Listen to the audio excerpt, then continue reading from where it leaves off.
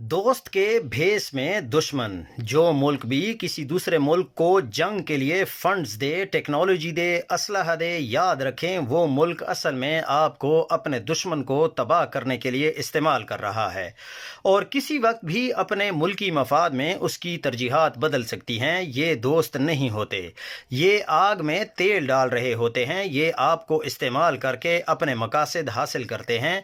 ये अपने दुश्मन से खुद जंग करने की बजाय दूसरों को जंग का ईंधन बनाते हैं। यही सब कुछ अमेरिका और यूरोपीय यूनियन ने यूक्रेन के साथ किया।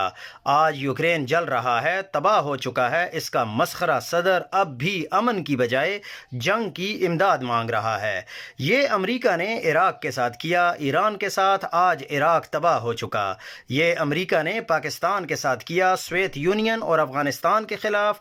आज पाकिस्तान दुनिया में ह्यूमन इंडेक्स डेवलपमेंट में 164 नंबर पर आ चुका है।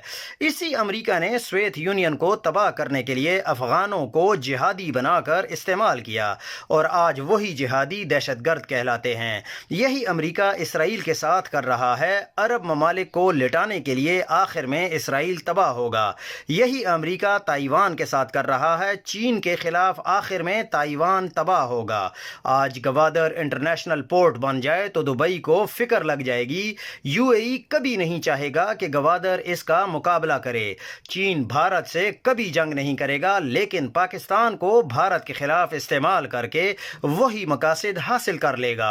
मुल्क की मजबूत खारजा पॉलिसी तसलसल से आती है, तसलसल जमहूरियत से आता है, ताकत अवाम की होती है। हमें अपनी तरजीहात को बेहतर करना होगा। 78 साल के बाद हमें दोबारा पहली जमात से आगाज़ नहीं करना चाहिए, बल्कि अब माजी के असबाक से यूनिवर्सिटी में जाना चाहिए।